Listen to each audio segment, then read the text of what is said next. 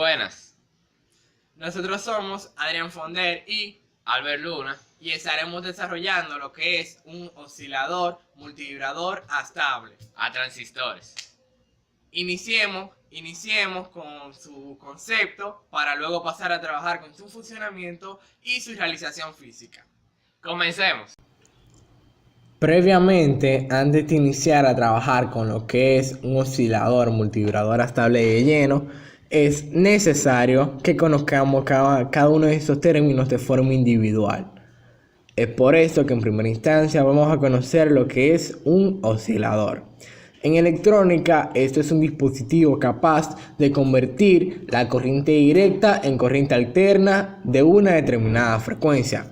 Conociendo esto, podemos conocer lo que es un multivibrador. Un multivibrador no es más que un circuito oscilador capaz de generar una onda cuadrada, tal y como la que mostramos en la pantalla. Dentro de los multivibradores tenemos dos clases. Los multivibradores estables, que generan ondas a partir de la propia fuente de alimentación, y además cabe recalcar que estable se refiere a todo lo contrario a estable. También tenemos lo de funcionamiento impulsado a partir de una señal de disparo o impulso que provoca que salga de estado de reposo, y dentro de esto tenemos dos subclasificaciones, las cuales son el biestable, que posee dos de los estados ya mencionados, y el monestable, que solo posee uno de esos estados. Conociendo esto, ya podemos pasar a definir por completo lo que es un oscilador multivibrador estable. Esto es un circuito multivibrador que no tiene ningún estado estable, lo que significa que posee dos estados inestables entre los que conmuta.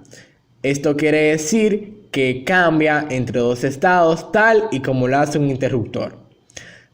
En esos estados permanece un tiempo determinado y la frecuencia en la cual este conmuta depende en general de la carga y descarga de condensadores. Este artefacto, este circuito, responde al mismo principio que responden artefactos como el marcapasos y el metrónomo. Ya que vimos los conceptos principales del multivibrador estable a transistores, entonces pasemos a ver un diagrama y su funcionamiento. En este diagrama tenemos diferentes elementos, los cuales son resistores, capacitores, transistores, en este caso NPN, diodos emisores de luz, LED y una fuente de voltaje. El funcionamiento del circuito es el siguiente. Los capacitores deberán cargarse y luego entonces los LED comenzarán a alternar entre estados por la carga y la descarga de los capacitores. Veamos el funcionamiento de cada elemento en el circuito para poder comprenderlo mejor. Las resistencias de mayor valor, las cuales son de 10 kiloohmios, están conectadas directamente a la base. Esto por la razón de que la base, al ser el punto del transistor, el cual soporta menos corriente, entonces necesita una resistencia mayor para disminuir la corriente que pase por el punto. Por eso vemos que en la resistencia 1 y la resistencia 4, ambas conectadas a la base, tienen un valor tan alto. Luego vemos que las resistencias R2 y R3 tienen un valor de 1 kiloohmio.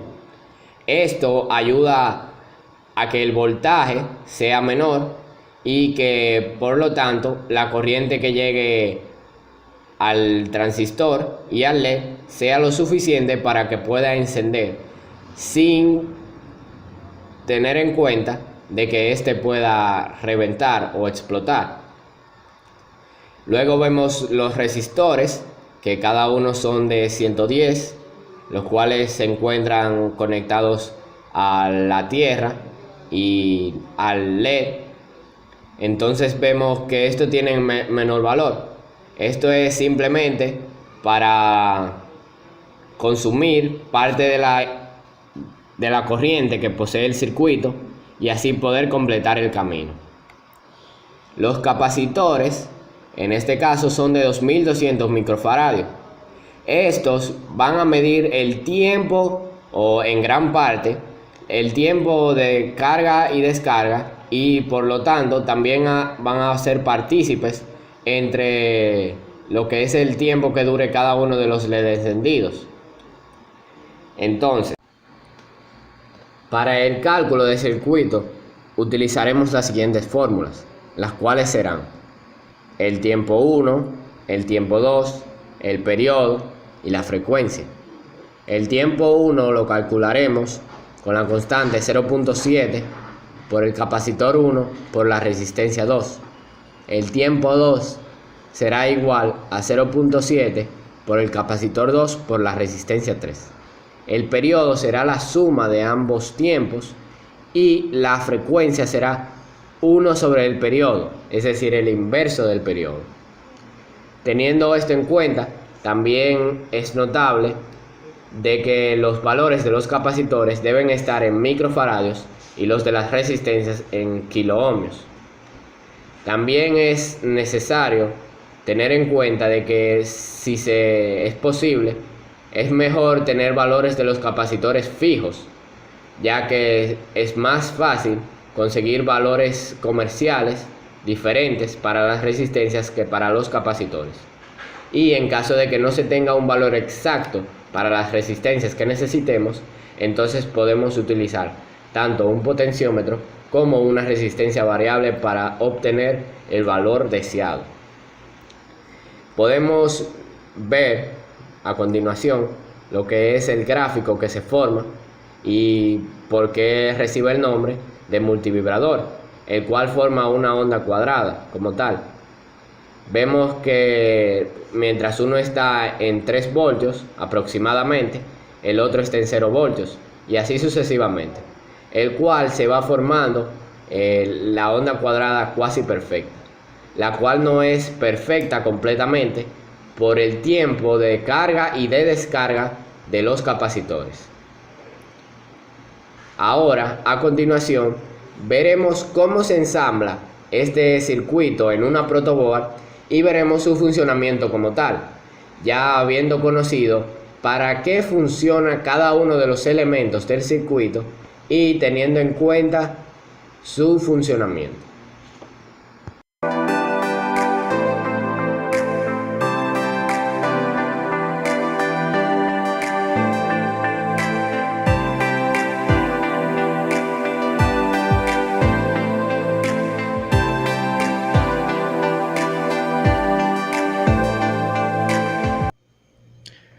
Luego de ensamblar nuestro circuito en la protoboard, obtenemos ya por fin los frutos de nuestro trabajo.